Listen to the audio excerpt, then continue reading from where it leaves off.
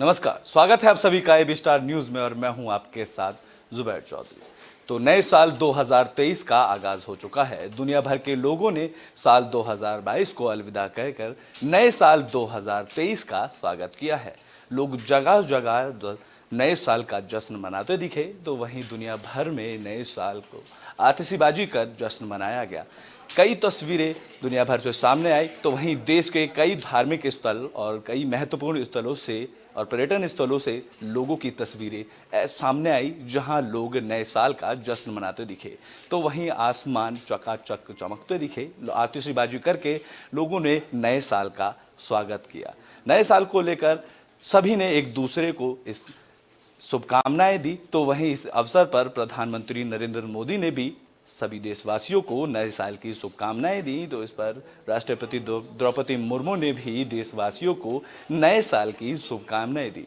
नए साल को लेकर पूरी दुनिया में जश्न मनाया गया। पूरी दुनिया में आतिशबाजी कर जश्न मनाया गया। लोगों ने पूरी रात नए साल को सेलिब्रेट किया। तो वहीं देश में दिल्ली समेत यूपी और कई राज्यों में नए साल का जश्न लोगों ने मनाया। दिल्ली की बात करें तो दिल्ली के इंडिया गेट पर नए साल के आने पर लोगों ने सेल्फी लेते नजर आए। लोगों की खासा भीड़ इंडिया गेट पर नजर आई। कुछ ऐसी ही तस्वीरें पूरी दुनिया से सामने आई, जहां नए साल का सभी लोगों ने दिल खोलकर स्वागत किया। आप हमारी स्क्रीन पर देख सकते हैं कि तस्वीरें बयां कर रही हैं कि किस तरीके से लोगों ने नए साल का स्वागत किया। तस्वीरों में आप सीधे तौर पर देख सकते हैं कि जुहू बीच पर, मुंबई के जुहू बीच पर लोगों का जन सैलाब उमड़ा हुआ है और नए साल का स्वागत लोगों ने जश्न मनाकर किया है। लोग एक दूसरे को शुभकामनाएं देते नजर आ रहे हैं और एक दूसरे के साथ पार्टी करते नजर आ रहे हैं। तो वहीं दूसरी तस्वीर आप सीधे तौर पर देख सकते हैं लंदन से है, जहां बिल्डिंगों में और आसमान में ये आतिशबाजी का नज़ारा काफ़ी शानदार देखने को मिल रहा। तो वहीं बात करें अगर न्यूजीलैंड की, तो न्यूजीलैंड में भी आतिशबाजी कर नए साल का स्वागत किया गया। 2022 को अलविदा कर नए साल के स्वागत में जश्न का माहौल पूरे न्यूजीलैंड में देखने को मिला। चौथी तस्वीर आप सीधे तौर पर देख सकते हैं कि ऑस्ट्रेलिया में किस तरीके से नए साल का स्वागत किया। आतिशबाजी कर पूरी आसमान को इंद्रधनुष जैसे रंगों से रंगारंग करके आतिशबाजी की गई, जहां नए साल का स्वागत ऑस्ट्रेलिया के लोगों ने आतिशबाजी करके किया।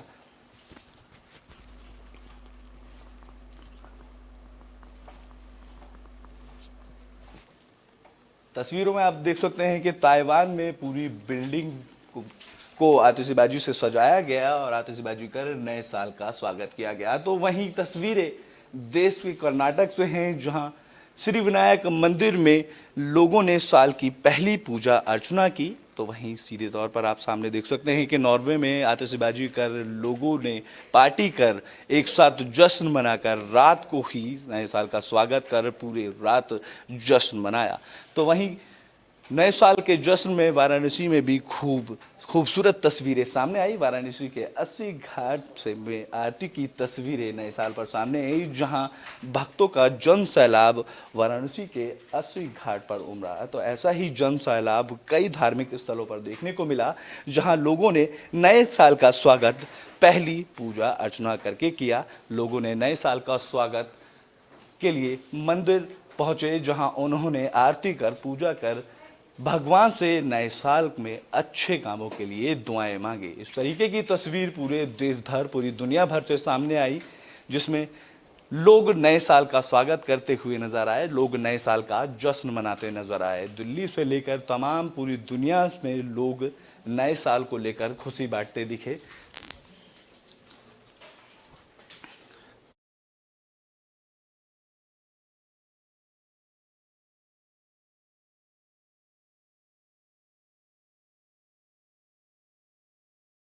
तो नए साल के जश्न में जिस तरीके से आपने अभी तस्वीरों में देखा कि लोग नए साल का जश्न आतिशबाजी करके, पार्टियां करके रात को रेस्टोरेंट, होटलों में जन सैलाब उमड़ा, जिसमें लोगों ने पार्टी की, आतिशबाजी की और आतिशबाजी के साथ नए साल का स्वागत किया। 2023 आने के बाद दिल्ली में सुबह लोगों को भूकंप के झटके भी महसूस हुए। ऐसे ही झटके नए साल पर देशवासियों को मिले।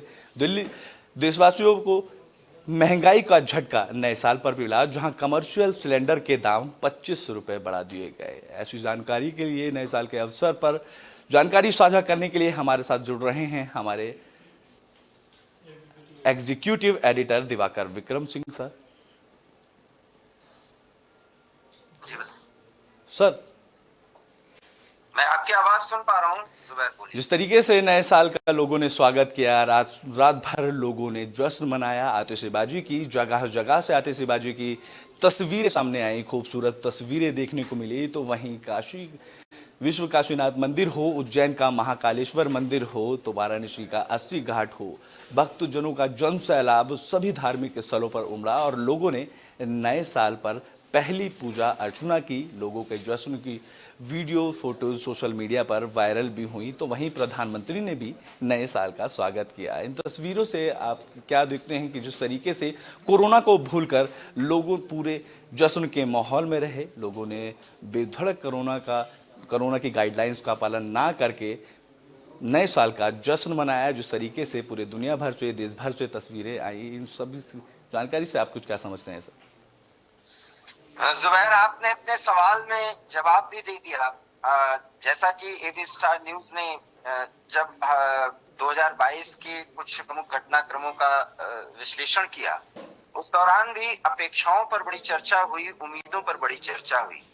लेकिन जिस तरह से पूरी दुनिया के सामने दो बड़ी ऐसी समस्याएं फिलहाल शांति को भंग कर रही हैं, मानवता को चुनौती देती हुई नजर आ रही हैं और दोनों अस्तित्व को मिटाने पर बिल्कुल आमादा हैं। एक महामारी कोरोना और दूसरा यूक्रेन और रूस के बीच जो जंग चल रही है, उसमें यूरोप सहित दुनिया के तमाम देशों और कॉन्टिनेंट्स पूरी तरह से इन्वॉल्व हो रहे हैं। जी, लेकिन आपको बता दूं कि यूक्रेन में भी नए साल के अवसर पर मानवता की मिसाल को दिखाते हुए यूक्रेन के सैनिकों ने नए साल के अवसर पर छुट्टी ना लेने का रीजन दिया। उन्होंने कहा कि हम नए साल के अवसर पर सभी अपने घर वालों के साथ नए साल को मनाते थे, लेकिन इस बार सभी अपने बूथ, सभी अपने कैंप पर ही रहे। उन्होंने कहा कि देश की सेवा करना सबसे पहला काम है। नए साल को हम अपनी फैमिली के साथ मनाते थे, लेकिन इस साल यूक्रेन में सभी सैनिकों ने अपने बूथ और अपने थलों पर ही बने रहे।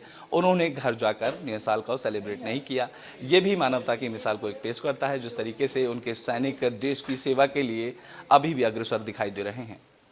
इसमें मानवता भी है, देश प्रेम का जज्बा है जुबैर, देश प्रेम का जज्बा है। निश्चित रूप से जो डिटर्मिनेशन और जो आत्म स्वाभिमान है और स्वावलंबन पर जो सेना यूक्रेन की लड़ रही है, हेड्स ऑफ, उन्हें तो निश्चित रूप से सैल्यूट बनता है। लेकिन जहां तक सवाल ये है कि ये जो लड़ाई चल रही है जुबैर, मैंने बराबर कहा है और न्यूज़ रूम में भी जब मैं चर्चा आप लोगों से करता हूं तो मैं इस बात का जिक्र करता हूं कि यूक्रेन इस लड़ाई में कहीं है ही नहीं जुबैर। हम सिर्फ ये खबरों में देखते हैं। आपकी आवाज कट रही है जुबैर। तो खबरों में हम देखते हैं कि यूक्रेन की सेना ने हमला कर दिया, रिटेलिएशन किया। आपकी आवाज जी तकनीकी खराबी के चलते शायद मेरी आवाज आपको ढंग से नहीं पहुंच पा रही है। अब मिल गई। तो मुझे पूरी बात ये कर लेने दीजिए, उस पर सवाल करिए। तो ये लड़ाई जो है वो बिल्कुल असमानता की स्थिति में है। इसका ये पैरेलल लड़ाई नहीं है, क्योंकि दोनों देशों का जो सैन्य संतुलन है उसमें यूक्रेन कहीं करता ही नहीं। जुबैर, हम आप वस्तुस्थिति को समझें, क्योंकि हम आप पत्रकार हैं और वस्तुस्थिति को बिना समझे कुछ चीजें भावनात्मक तौर पर अगर हम व्याख्या कर रहे हैं तो ये गलत बात। वो ये वैसे ही है जैसे कि राहुल गांधी को नरेंद्र मोदी के बराबर खड़ा करने की कोशिश होती रही है विरोधियों के द्वारा या अन्य लोगों के द्वारा, जबकि सत्य क्या है वो सब जानते हैं। वैसे ही यूक्रेन और रूस की लड़ाई है, इसमें कोई भी समानता नहीं है, कहीं भी संतुलन की स्थिति नहीं है, क्योंकि रूस कितनी ताकतवर सेना का स्वामित्व रखता है ये हमें जानना चाहिए। लेकिन इसके बावजूद भी जो लड़ाई पिछले फरवरी में 24 फरवरी को लड़ाई, जो लड़ाई वहां की सेना लड़ रही है, वहां की जनता, जहां जिन शहरों का हमने जिक्र किया, वहां पर जिस तरीके से अंधाधुंध बमबारी होती है, पूरे व्यवस्था को वहां पर चौपट कर दी गई। आधुनिक सुख सुविधाएं जो है वो मुहैया नहीं है। पूरे महीनों कई महीने तक यूक्रेन के कई शहरों में लोग अंधेरे में जीने को मजबूर है। पानी नहीं आ रहा है नलों में, क्योंकि वो सारी व्यवस्था, बिजली कट गई है। तो इसके बावजूद भी देश प्रेम जो है, यूक्रेन के लोगों की एकता जो है, और साथ ही साथ सैनिकों का युद्ध भूमि में डटे रहना, ये उनके जज्बे को दिखाता है। निश्चित रूप से ये बहुत बड़ी बात है। लेकिन इस लड़ाई में बात जुबैर फिर समझिए, ये यूक्रेन और रूस की लड़ाई नहीं रह गई।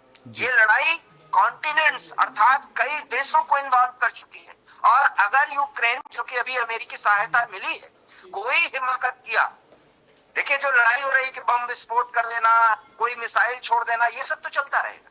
लेकिन अगर कोई बहुत बड़ी गलती यूक्रेन की तरफ से की गई, जो अमेरिका ने अभी हाल में सहायता दी है, जेलेंस्की जब अमेरिका पहुंचे थे, अगर उसमें कुछ गलती हुई तो फिर रूस बहुत ही ताकतवर सेना रखता है जी। और रूस जो कहता है इसमें वो कोई करता संदेह है। नहीं। इतिहास याद रखिए, जी। रूस जो कहता है करता है। और एक बार परमाणु बटन पर उंगली गई नहीं तो फिर ये लड़ाई यूक्रेन की और रूस की नहीं होगी। कम से कम हमें इतना समझना चाहिए। तो 2023 में क्या हालात लग रहे हैं जिस तरीके से? जी जी जी। ये यूरोप को इन्वॉल्व कर लेगी, अमेरिका को इन्वॉल्व कर देगी। और अगर अमेरिका इन्वॉल्व हुआ तो फिर ये लड़ाई अमेरिका, यूरोप, रूस और यूक्रेन की नहीं रह जाएगी। इसमें भारत, चीन सब शामिल हो जाएंगे। ऐसे में शांति के लिए बहुत बड़ा खतरा है। आप इसको बहुत छोटा मत समझिए। एक सप्लाई चेन, अभी आपने तो बड़ा जिक्र कर दिया कि पहले ही दिन महंगाई का एक झटका मिला। ये जो झटके मिल रहे हैं, अगर आप अर्थव्यवस्था के तथ्यों को समझें तो इसके पीछे वही महामारी और यही वो युद्ध है जिसके कारण इतनी स्थितियां खराब हो रही। ये स्थिति भारत की तारीफ करनी होगी। भारत के राजनीतिक सूझबूझ के, प्रधानमंत्री के राजनीतिक सूझबूझ की तारीफ करनी होगी कि इन परिस्थितियों में रूस से वो तेल, जो खनिज तेल आयात कर रहे हैं, उसके कारण तेल के दाम बढ़ती हुई स्थिति में जो हमारे लिए मुश्किलें पैदा कर रही है। इसके बावजूद अगर ऐसा नहीं होता तो आज इसी तेल के, इसी पेट्रोल और डीजल के दाम, ये राजनीतिक लोगों की बयानबाजी से बात नहीं चलती। तो पेट्रोल के दाम तो अभी भी कम नहीं है। देश में पेट्रोल के दाम 100 रुपए के पार ही सवाल करिए जी। फिर यही दाम जो है वो 125 और 140 रुपए तक चले जाते हैं। पाकिस्तान की स्थिति इसीलिए खराब हो रही है जुबैर। इसलिए इन बातों को समझते हुए जो दो मुख्य समस्याएं हैं, उसमें जिस तरीके का जश्न मनाया जा रहा है, मुझे लगता है कि इतने जश्न की दरकार है नहीं। पूरी दुनिया बिल्कुल अशांति के मुहाने पर खड़ी है, तबाही के मुहाने पर खड़ी है, जिसमें महंगाई और अन्य समस्याएं जो आम नागरिकों को, ये पूरे दुनिया के संदर्भ में है, जो सामने आ रही है, उसको अभी ये दुनिया समझ नहीं रही है। ऐसे में नए साल का जश्न परंपरागत तरीके से मनाना मुझे नहीं लगता कि ये बहुत अच्छी बात है। लेकिन भारत में लोग मंदिरों में गए और हालांकि ये ऐसी तस्वीरें सामने आई कि सारे धार्मिक स्थलों पर लोग गए और लोगों ने नए साल पर पहली पूजा अर्चना की और लोगों ने एक दूसरे को शुभकामनाएं दी। ऐसी कई तस्वीरें सामने आई। उज्जैन के महाकालेश्वर मंदिर से सामने आई, तो वहीं कर्नाटक के मंदिर से सामने आई, श्री विनायक मंदिर से, तो वाराणसी के अस्सी घाट से भी तस्वीरें सामने आई, जहां आरती की गई और लोगों ने रात को ही जाकर वहां लोगों का जो सैलाब उमड़ा और लोगों ने पूजा अर्चना की। ऐसी तस्वीरें देखने को मिली। लेकिन इस जश्न में देश भर से ऐसी तस्वीरें भी सामने आई कि लोगों ने जश्न के माहौल में कोरोना का ख्याल नहीं रखा, कोरोना के गाइडलाइंसों का पालन नहीं किया और पूरी रात जश्न मनाया। इसको लेकर आपकी क्या कहते हैं? इस बात को जुबैर समझिए कि चीन में जो कोरोना आया हुआ है, 2 ऐसे मामले, माफ करिएगा, 4 से 10 मामले जो है वो पुष्ट हो चुके हैं। जो चीन में जिस तरीके की परेशानी आ रही है उस वेरिएंट के लगते हैं। अभी वो नहीं है कि चीन में जो परेशानी आई है जिस वेरिएंट के कारण वही है, लेकिन उस तरीके से लगते हैं। ध्यान से सुनिएगा जी।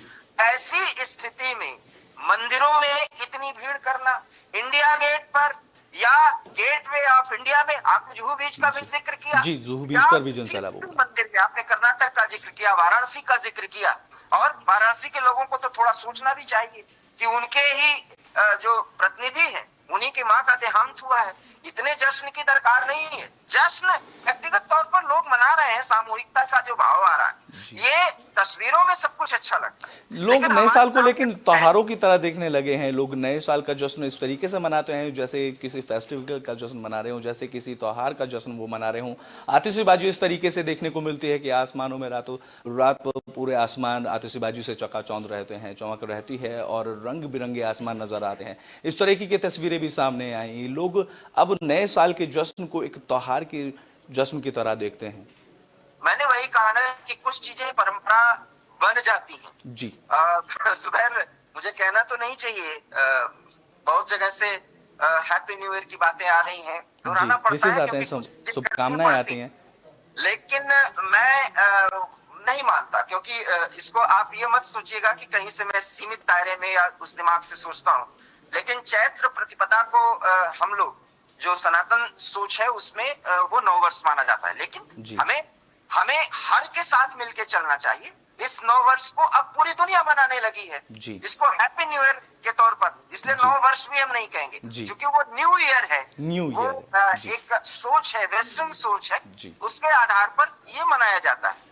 आपने इतनी तस्वीरें दिखाई हैं, भारत में इतनी तस्वीरें, मंदिरों में लोग जा रहे हैं। देखिए, एक तरफ मंदिर में जो लोग जा रहे हैं उन्हें नहीं पता है कि हमारा नव वर्ष जो है वो चैत्र में आता है, लेकिन ये भारत की ताकत देखिए, ये भारत के लोगों की मतलब सबके साथ घुल मिल जाने की जो सोच है वो देखिए कि इसको न्यू ईयर माना जा रहा है, नव वर्ष माना जा रहा है, और लोग मंदिरों में जा रहे हैं, दर्शन कर रहे हैं कि ये साल नया है और इस नए साल में हमें ऐसा कुछ मिले, अच्छा करें, परिवार समाज बेहतर करे, सकारात्मकता की ओर बढ़े, ये बात है। लेकिन कोरोना गाइडलाइंस को फॉलो करने की बात पूरे देश में कह दी गई है, बाकायदा इसके लिए अनुरोध किया गया है, गाइडलाइंस जारी कर दिए गए हैं। और आपने बनारस, एक तरफ चीन से भयानक तस्वीरें सामने आ रही हैं, दूसरी तरफ एक भीड़ का इकट्ठा होना, जरूरी है कि लोग कोरोना गाइडलाइंस का पालन करें। 2023 में की अगर बात देखी जाए तो 2023 में राजनीतिक गलियारों में क्या कुछ बदलाव देखने को मिलेगा? जिस तरीके के बदलाव 2022 में देखने को मिले थे, क्या कुछ ऐसे इससे अच्छे बदलाव राजनीतिक गलियारों में 2023 में देखने को मिलेंगे? बहुत महत्वपूर्ण सवाल आपने कहा है और मुझे लगता है कि इस पे भूलना चाहिए। देखिए, मैं आपको एक बात कहूं कि अभी जो 3 राज्यों के चुनाव हुए जी, और इसको आप बहुत ध्यान से समझिएगा, जो 3 राज्यों के चुनाव हुए उसके बाद भारतीय जनता पार्टी के कार्यकर्ताओं और नेताओं को दिल्ली में संबोधन करने के दौरान प्रधानमंत्री ने कहा था कि अब मुझ पे हमले बहुत तेज होंगे, और हमले कितने तेज होंगे, और तेज न सिर्फ अपने पे बल्कि कार्यकर्ताओं पर। मैं किसी पार्टी या प्रधानमंत्री की बात का जिक्र क्यों कर रहा हूं, इसको जरूर समझिएगा। जी जी जी। प्रधानमंत्री के मां का देहांत 24 घंटे पूरा नहीं हुए थे। बहुत क्लियर सवाल है, क्योंकि आपने सवाल किया है तो इस सवाल का जवाब इसी एक जवाब से समझिए और सोच देखिए, और इस सोच का देश के लोगों पे जो प्रभाव पड़ेगा उसको सोचिए।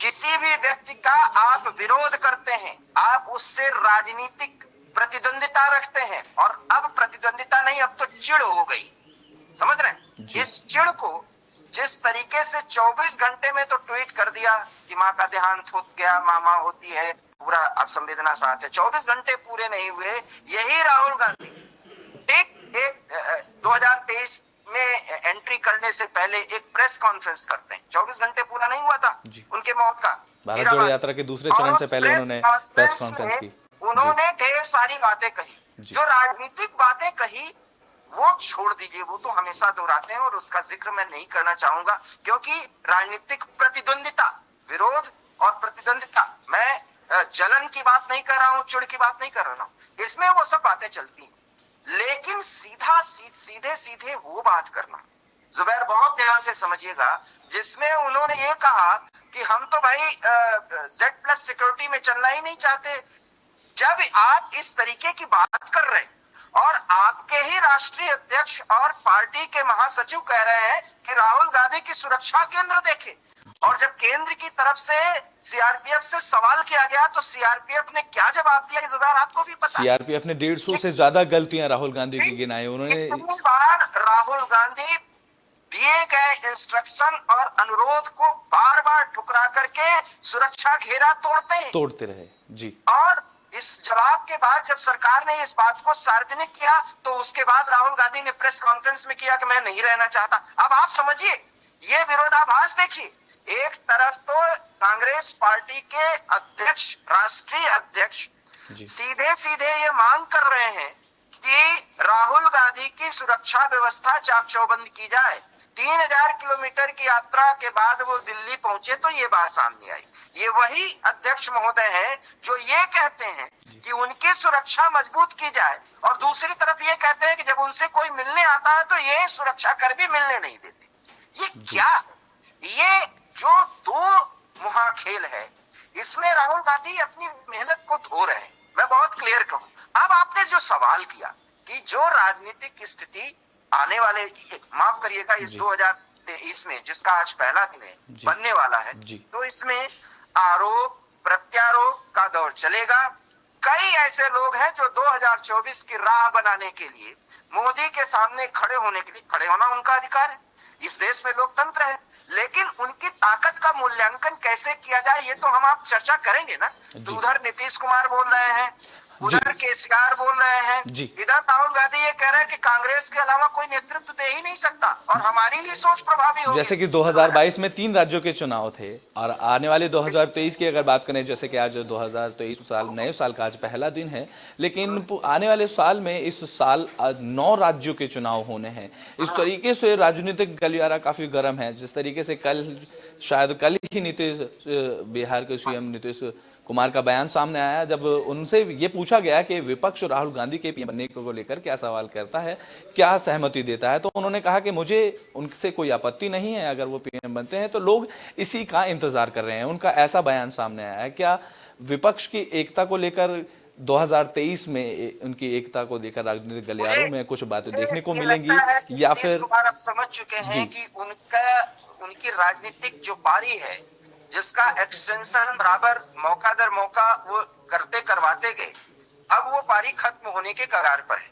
सो पीएम बनने की जो आंतरिक इच्छा है, उसमें अगर त्याग की बात नहीं करेंगे तो अब उनको वो ज्यादा देर तक अब बिहार के मुख्यमंत्री भी नहीं रह पाएंगे जुबैर। और इस बात को समझने के लिए मैं आपको बाकायदा इसके चार्ट आउट करके समझा भी सकता हूँ कि वो क्यों अब नहीं रहेंगे। इसलिए वो बार बार कह रहे हैं कि तेजस्वी यादव भावी मुख्यमंत्री है, लेकिन स्थिति, वस्तु स्थिति को देखिए कि जिस बिहार में नीतीश कुमार इतना बड़ा दम भर रहे हैं, उन्हीं के राजनीतिक पार्टी को आगे बढ़ाने के लिए प्रशांत किशोर जिस तरीके से मोर्चा बिहार में खोले हुए हैं, पदयात्रा कर रहे हैं प्रशांत किशोर जी, तो आप ये देख सकते हैं कि ये जो विपक्षी एकता है, ये अभी बहुत दूर की कौड़ी की बात। और जुबैर मत भूलिए, इस खेल में जो चाणक्य की भूमिका में है विपक्ष की, जहां तक बात कर रहे हैं, वो शरद पवार अभी कुछ नहीं बोल रहे हैं। एनसीपी के प्रमुख शरद पवार, अभी तक उनका कोई बयान सामने नहीं आया जी। तो ऐसे में राहुल गांधी की यात्रा, ये जो भीड़ आपको दिख रही है,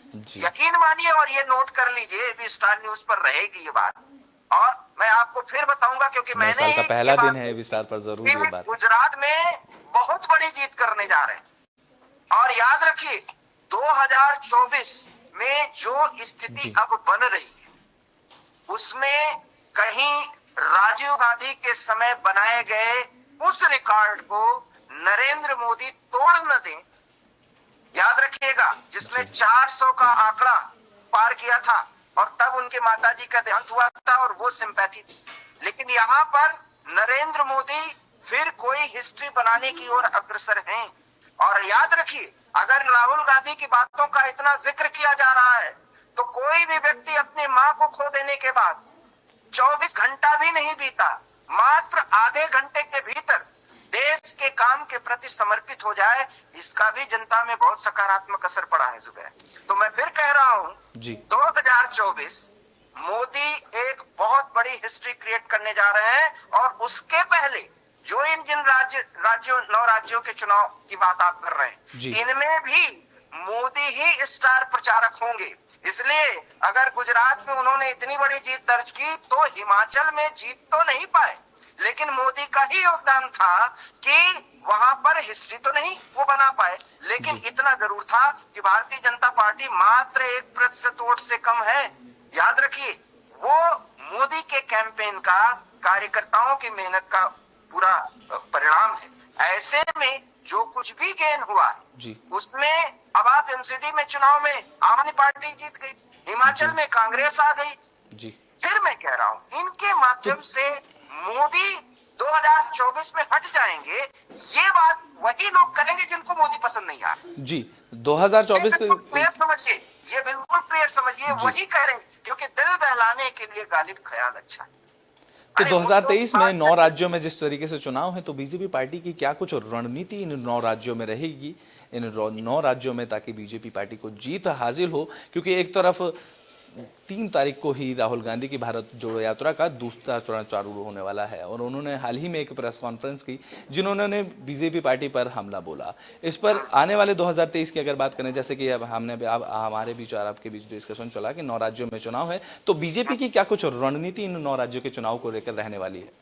देखिए, अगर आप देखें तो अभी अमित शाह कर्नाटक गए थे जी, और कर्नाटक में उन्होंने बाकायदा कहा कि जेडीएस के साथ हम कोई समझौता नहीं करने जा रहे। बीजेपी को कॉन्फिडेंस है, बीजेपी अपनी मेहनत पर भरोसा करती है। हो सकता है, देखिए हर पार्टी की जो रणनीति होती है जुबैर, उसका हमें जिक्र करना चाहिए।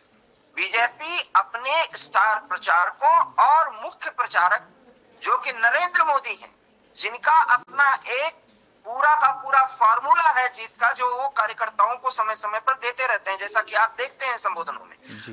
वो बीजेपी विकास के रास्ते पर, और भारत ने जो कुछ भी गेन किया है इन 8 सालों में, फिर नरेंद्र मोदी उसकी चर्चा करेंगे और जितने हमले उनके ऊपर होंगे। याद करिए, इसी गुजरात चुनाव में, अब तो हीराबा नहीं रही, हीराबा के संदर्भ में आम आदमी पार्टी का एक नेता जो कि मुख्यमंत्री बनने की हसरत रखता था, क्या स्थिति हुई गुजरात में आपने देखा। इसलिए राहुल गांधी यात्रा के माध्यम से बहुत कुछ अच्छा कर रहे थे, गेन नहीं कर रहे थे। फिर मैं कह रहा हूं, वो गेन नहीं कर रहे थे, अच्छा कर रहे थे। वही विरोध का भीड़ जिसको वो भारत, और आप देखिए दिल्ली में उन्होंने क्या कहा सुबह, मैं तो पूरा यात्रा करके चला आया हूं, मेरे उसमें कुत्ते तक आए, ये वाक्य मैं दोहरा रहा हूं और मैं वाक्यों को और शब्दों को याद रखता हूं। और यही राहुल गांधी कहते हैं, मुझे तो कहीं नफरत दिखी ही नहीं जी। और जब बात करते हैं तो उन्होंने कहा देश में नफरत फैल गई है। तो ये जो प्यार बांटो खेल हो रहा है, ठीक है, यात्रा कर रहे हैं, सोशल मीडिया पर तमाम ऐसे पोस्ट किए जाते हैं कि इतनी ताकत रखता है कोई कि हमारा नेता तो इतना चल रहा है। अरे चलने से और उसकी क्या, उसका जो राजनीतिक इम्पैक्ट होता है, इम्पैक्ट आप समझते हैं, असर, उस असर का मूल्यांकन इस देश की जनता करना। इसलिए जो विरोधी है, जो नरेंद्र मोदी, जिनके लिए क्या कहूं मैं, वो फूटी आंख नहीं सुहाते, वो जुड़ रहे हैं।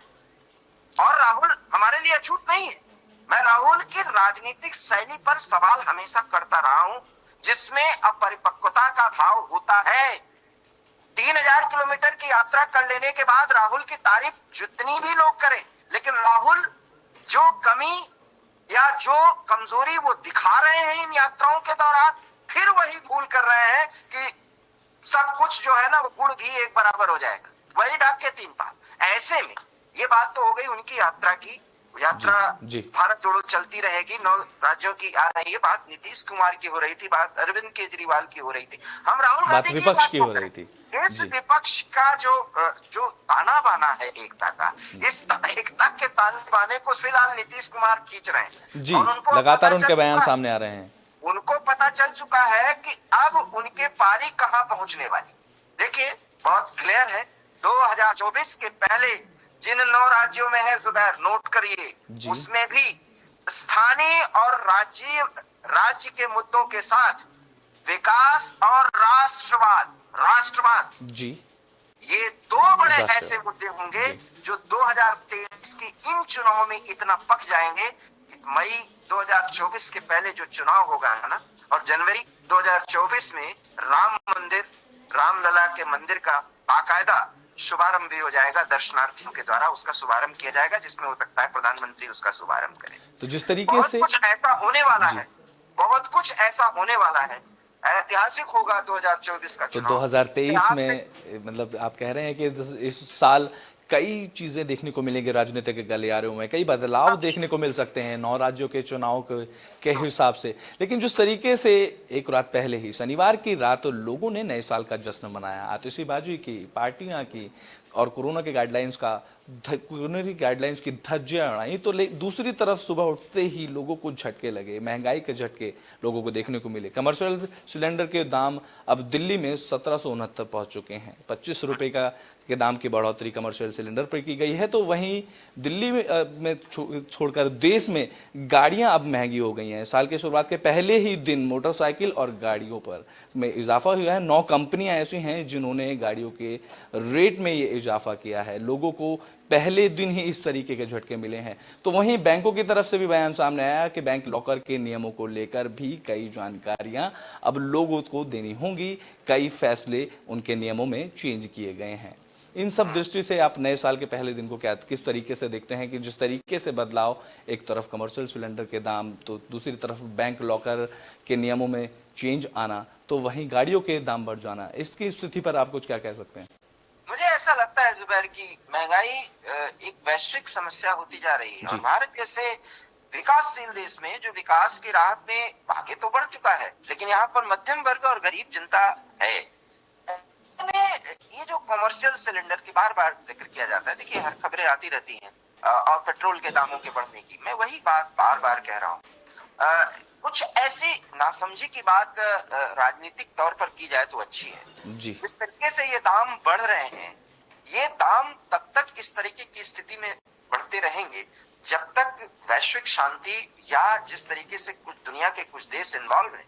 आप देखें, जो एलपीजी या पेट्रोल और डीजल होता है, इसकी खपत, इसकी जो हमारे यहाँ जो जरूरत होती है उतनी हमारे यहाँ पैदावार नहीं होती, माफ करिएगा, उत्पादन नहीं होता जी। तो हम इसका आयात करते हैं जी। और आयात में आप बहुत अच्छी तरह से समझिए कि ओपेक के देशों की तरफ से जो तेल उत्पादक देश हैं, उनकी एक लॉबिंग होती है, उसके आधार पर तेल के दाम सेट किए जाते हैं। अब वो चीजें जो हमारे देश में पहुंचती हैं तो उस पे किसी कितने तरह के टैक्स लगते हैं और फिर वो जो कंज्यूमर तक पहुंचता है। ऐसे में ये मध्यम वर्ग इस स्थिति में है। अब राज्य अपना वैट कम कर दें, केंद्र सरकार घटा दे, तो सवाल यह है कि उसकी आमदनी कैसे होगी। ऐसे में हमारा मध्यम वर्ग पिस तो रहा है, लेकिन उसकी पेइंग कैपेसिटी में समस्याएं तो आ रही हैं, लेकिन अभी स्थिति को वो झेल ले रहा है। अब कमर्शियल, जैसे आपने कहा, सिलेंडर के दाम बढ़ रहे हैं, तो निश्चित रूप से वो व्यापारिक उपयोग के लिए होता है। जरा आप इन बातों को समझिए। तो अगर वो महंगी चीज, वो सिलेंडर ले रहा है, तो जो उत्पाद होगा, जो कुछ भी वो बनाएगा, जो भी कुछ बनाए, जिसको हम आप दुकानों से लेते हैं, खाते हैं, उनके दाम बढ़ेंगे। और जब वो दाम बढ़ेंगे तो अंततः कंज्यूमर को ही उसको पे करना पड़ता है जी। आप समझ रहे हैं? आम नागरिक पे ही स्थिति आएगी। अंतिम जो लोड होता है वो हमारे और आपके ऊपर होता है जी। ऐसे ही सब्जियों के दाम है। सब्जी थोड़ी जो है मूली इतने है इतने, अब भाई किसान पैदावार करेगा, पैदावार करने के बाद उसको कोई भी सब्जी आप ले लीजिए या फल ले लीजिए, जब दूसरे जगह से आता है तो उसके जो माल, उसको वहां से दूसरे एक जगह से दूसरे जगह पर लॉजिस्टिक्स के रूल के तहत जब उसको भेजा जाता है तो उसमें खपत ज्यादा देना पड़ता है, क्योंकि डीजल और पेट्रोल के दाम बढ़ गए होते। तो ऐसे में सब्जियों के भी दामों में उछाल रहा है। लेकिन फिर देखिए, मैं व्यक्तिगत तौर पे बताऊं कि मैं सब्जी खरीदने जाता हूं, कम से कम 7 दिन के सब्जी तो मैं खरीदता हूं, मुझे कुछ इस तरीके का फ्लक्चुएशन नहीं दिख रहा है। और मैं बड़ी मंडी में जाता हूँ, मैं थोक में सब्जी खरीदता हूँ। तो 2023 में क्या महंगाई दर में गिरावट देखने को मिल सकती है? निश्चित रूप से मैं फिर कह रहा हूँ, महंगाई की दर में ऐसी गिरावट तो नहीं दिख रही है, लेकिन ऐसी बढ़ोतरी नहीं, हाँ खबरों के लिए ठीक है, बढ़ोतरी नहीं हो रही है जिसमें लगे कि आग लग जाए। फिर मैं कह रहा हूँ, इसलिए, और इसमें सरकार ऐसा इसलिए कर पा रही है क्योंकि हम आप सरकार का साथ दे रहे हैं। बात यही है। अब इसमें खेल के लिए, खबरों के लिए ठीक है कि महंगाई इतना बढ़ गया होगा, हाँ, लेकिन इतना जरूर है कि महंगाई का बढ़ना एक आम आदमी के लिए समस्या है और इस समस्या के निदान के लिए प्रयास बेहतर होने चाहिए।